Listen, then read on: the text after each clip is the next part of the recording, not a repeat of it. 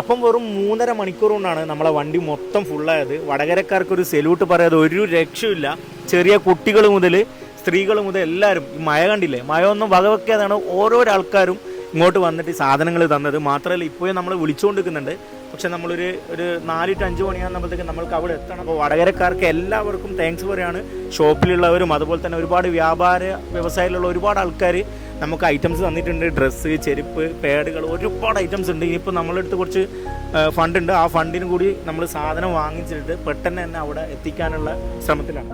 പിന്നെ ഒരു റിക്വസ്റ്റുകളെന്ന് വെച്ചാൽ പാട്ട്, ഡാൻസ്, വ്ളോഗൊക്കെ ഇപ്പോഴും അപ്ലോഡ് ചെയ്യുന്ന ആൾക്കാരെ കാണുന്നുണ്ട്. അതിന് പകരം ഇതിന് എന്തെങ്കിലും ഒരു ഹെൽപ്പ് നമ്മളെ ഭാഗത്തു നിന്ന് ഒരു സ്റ്റോറിയോ ഒരു വീഡിയോ ഒക്കെ ചെയ്യാൻ പറ്റിയിട്ടുണ്ടെങ്കിൽ അതായിരിക്കും വലിയൊരു കാര്യം എന്ന് ഞാൻ പ്രതീക്ഷിക്കുന്നുണ്ട്. നമുക്കൊക്കെ പ്രൊമോഷൻസ് ഉണ്ടെങ്കിലും നമ്മൾ ഇതിൻ്റെ പിന്നാലെ ഇറങ്ങിയെന്ന് വെച്ച് കഴിഞ്ഞാൽ നമ്മളെ സ്വന്തം ആൾക്കാർ തന്നെയാണ് വയനാടും ബാക്കിയുള്ള സ്ഥലങ്ങളിലൊക്കെ കിടക്കുന്നത്. അപ്പോൾ അവർക്ക് വേണ്ടിയിട്ട് മാക്സിമം നിങ്ങൾക്ക് എന്ത് ഹെൽപ്പാണോ ചെയ്യാൻ പറ്റുക അതൊന്ന് ചെയ്യാം.